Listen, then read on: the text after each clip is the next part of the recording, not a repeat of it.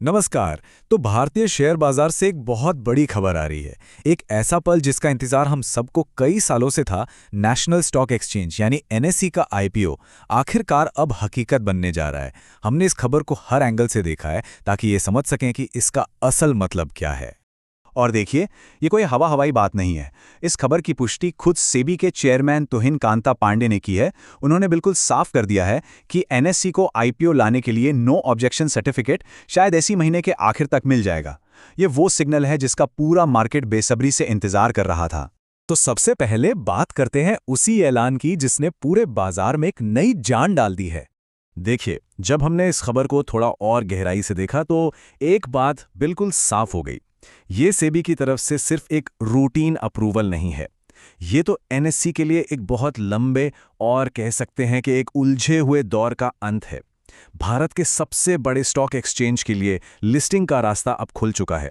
तो सवाल ये है कि भाई अगर ये इतना बड़ा आईपीओ है तो इसमें इतना वक्त क्यों लगा? आखिर सालों का ये इंतजार क्यों करना पड़ा? चलिए इसी को समझते हैं।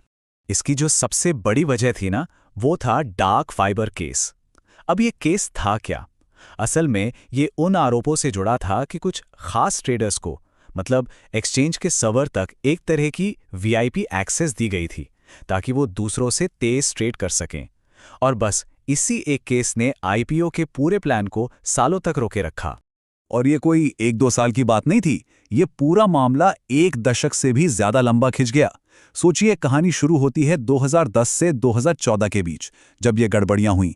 फिर 2019 में सेबी ने एक्शन लिया, जुर्माना लगाया, फिर मामला एसईटी गया, वहां से सुप्रीम कोर्ट पहुंचा, और अब जाकर इतने सालों बाद ये रास्ता साफ हो रहा है।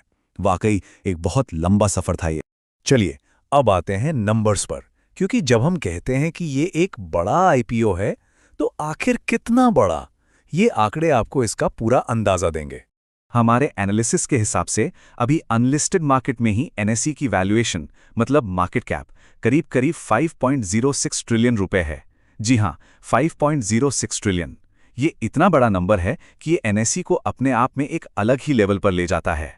अब इस नंबर को थोड़ा और पर्सपेक्टिव में रखते हैं। इसकी तुलना करते हैं इसके सबसे बड़े कॉम्पिटिटर बीएसई से, जो कि लिस्टेड है। तो बीएसई का मार्केट कैप है करीब 1.09 ट्रिलियन रुपए और एनएसई का 5.06 ट्रिलियन, मतलब लगभग 5 गुना ज्यादा। आप इसी से अंदाजा लगा सकते हैं कि मार्केट में एनएसई का दबदबा किस लेवल का है। तो ये इतनी जबरदस्त वैल्यूएशन आ कहां से रही है? वजह है बाजार पर एनएसई की पकड़। आप देखिए, अकेले इक्विटी कैश सेगमेंट में एनएसई का मार्केट शेयर है 92.7%। ये तो मतलब एक तरह से मोनोपोली जैसी बात हो गई, और यही इसकी सबसे बड़ी ताकत है। अब सेबी के चेयरमैन ने जो बताया है उससे ये साफ है कि T+0 सिस्टम को मार्केट से बहुत अच्छा रिस्पांस नहीं मिल रहा है। इसे मार्च 2024 में ऑप्शनल बेसिस पर शुरू तो कर दिया गया, लेकिन इसे अपनाने में लोग हिचक रहे हैं। और इसकी वजह भी काफ़ी सीधी है। इस सिस्टम को लागू करने में झंझट बहुत हैं, बहुत बड़े बदलाव चाहिए होंगे, और उसके मुकाबले जो फ़ायदे हैं वो फिलहाल उतने आकर्षक नहीं लग रहे। तो ठीक है, ये सारी बातें हो गई। एनएसई आईपीओ आ रहा है, T+0 पर अपडेट है, लेकिन इन सब का निचोड़ क्या है? एक निवेशक के तौर पर हमारे लिए इसके क्या मायने हैं? देखिए, इन सारी डेवलपमेंट से एक बड़ी तस्वीर सामने आती है। वो ये कि हमारा भारतीय बाजार और ज़्यादा मैच्योर और ज़्यादा ट्रांसपेरेंट हो रहा है। ये आईपीओ सिर्फ एक और कंपनी की लिस्टिंग नहीं है।